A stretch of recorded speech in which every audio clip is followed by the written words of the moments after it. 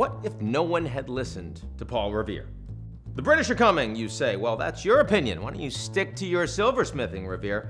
I imagine UN Secretary-General António Guterres must feel a bit like Paul Revere about this time every year, as world leaders descend on my own Manhattan for the annual UN General Assembly, UNGA for short.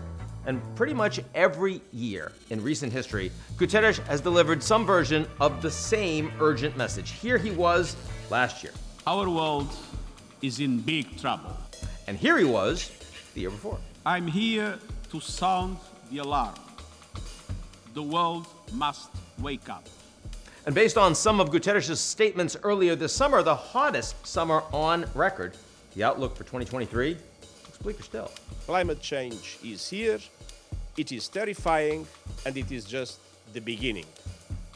The era of global warming has ended, the era of global boiling has arrived. But before you dive into the sand, there is an important point that follows most of Guterres' direst warnings, and it's this. We actually know how to make things better. But the reality is that we live in a world where the logic of cooperation and dialogue is the only path forward. We need a coalition of the world. This year, Guterres will again call for a coalition of the world to lessen the toll of the coming global climate catastrophe, to end global conflicts from Ukraine to Mali, to address global hunger and poverty connected to all these things, and to provide some global guardrails to the disruption of artificial intelligence. But what gets priority? The war in Ukraine dominated last year's UNGA, but much of the developing world, including many of the African nations that make up the global south, want to shift the focus to getting international development back on track, to talking about debt relief and increasing access to financing. They want to see progress on the much vaunted sustainable development goals that member nations have vowed to accomplish by 2030. In other words, they want to focus on the things that matter to them.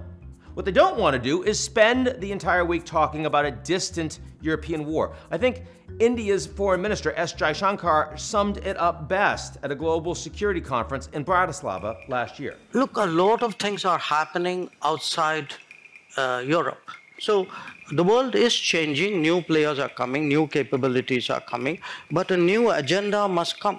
The world cannot be that Eurocentric as it used to be in the past. And yet Ukrainian President Volodymyr Zelensky is planning, as of this taping, to appear at UNGA in person. Russian Foreign Minister Sergei Lavrov may also be there in the flesh, which would be awkward to say the least. With such theatrics sure to follow, will it be possible for member nations to focus on much other than the war in Ukraine? Like Paul Revere's Midnight Ride, Secretary-General Guterres has sounded the alarms. He's made clear the only way to confront the world's many, many problems in Europe and elsewhere is through multilateralism. But how many member states will heed his call?